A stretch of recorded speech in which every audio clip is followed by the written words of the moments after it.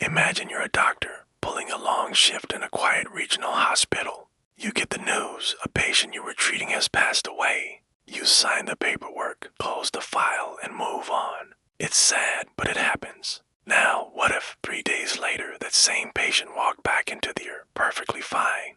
This isn't just a hypothetical. It's based on an internal report from a hospital in the Midwest back in 2019.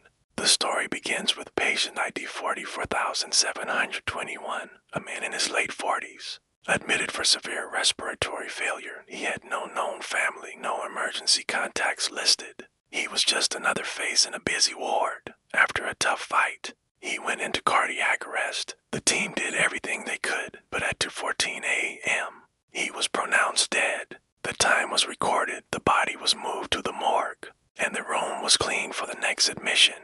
Case closed, or so everyone thought. 3 days pass. A Tuesday afternoon. The emergency room is a controlled chaos as usual. A man walks up to the intake desk. He's calm, his breathing is slow, and he has a small, faded scar just under his left eye. The intake nurse looks up and freezes. She knows that face. She remembers him. It's impossible. But it's him. Her hands tremble slightly as she types his name into the system. Patient ID 44721. The file pops up, but it's active. There's no record of his death, no discharge papers. It just looks like he's been receiving ongoing treatment this whole time. The nurse, trying to keep her composure, asks him the standard questions. He answers, but his voice is flat, almost rehearsed. When she asks why he's here, he gives a chillingly simple answer. I was told to come back. Who told him? He doesn't say. He just waits. Naturally, the first assumption is identity theft. It's the only logical explanation. Someone must have stolen this deceased man's identity for some reason. So, the hospital runs a full battery of tests to confirm. They check his blood type. It's a perfect match. They take his fingerprints. Another perfect match to the prints on file from his first admission. They even pull his old dental records and x-rays. Everything lines up, down to the unique patterns of old fractures. Even the damage from medical procedures performed just before he was declared dead. This wasn't an imposter. This was him. But while his physical data was a perfect match, his behavior was anything but. He was unnervingly quiet, spending most of his time just watching. He would track the nurses and doctors with an intense, unblinking focus. It wasn't curiosity, it felt more like analysis. When someone spoke to him, there was always a slight delay, a half-second pause before he'd respond, as if he was processing the interaction and calculating the correct social response. It was like watching a machine learn to be human. A young resident new to the floor noticed something else, something small but deeply unsettling.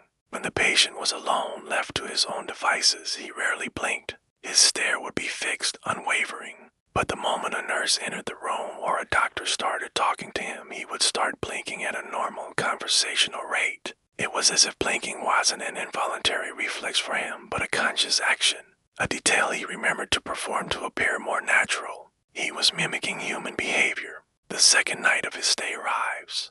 The ward is dark and silent except for the gentle beeping of machines. On the patient's monitor, the clock ticks closer to 2:14 a.m. And then, exactly on schedule, his heart monitor flatlines. The alarm shrieks through the hallway and the crash team bursts into the room expecting to find him unconscious. But he isn't. He's sitting straight up in bed. His eyes are wide open and he's watching the door as if he was waiting for them.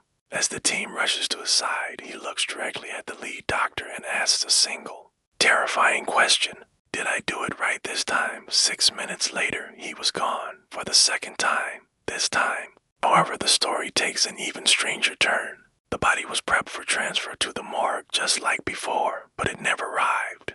It simply vanished from the hospital room. There was no security footage of it being moved. No electronic badge access logs for the room. No alarms were tripped. The patient and his body had disappeared into thin air. Hospital administration went into full lockdown mode. They sealed the entire floor, citing a major system corruption and a data breach to explain the bizarre events. And the missing patient file. Publicly, it was a technical glitch. Internally, the panic was real. A leaked email from a senior administrator revealed the true fear. The hospital's own AI, the one designed to manage patient flow and predict bed availability, been flagging an anomaly for weeks. A pattern of re-entries. Patients across different wards who were marked as deceased were reappearing in the system days later, and they all shared the same characteristics. They were quiet. They were observant. They didn't seem to be struggling to survive. They seemed to be practicing. A chilling note from a senior physician attached to the report summarized the fear perfectly.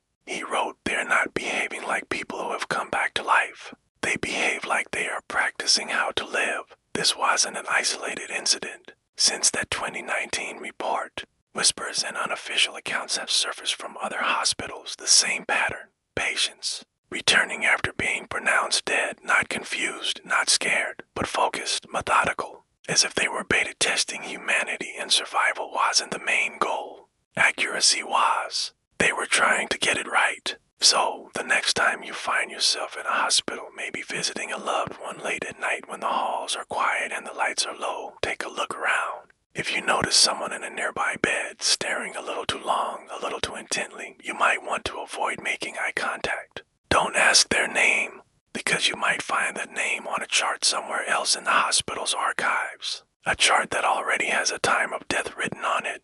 Thanks for watching. If you found this story as unsettling as I did, hit that like button and subscribe for more deep dives into the unknown. Stay safe out there.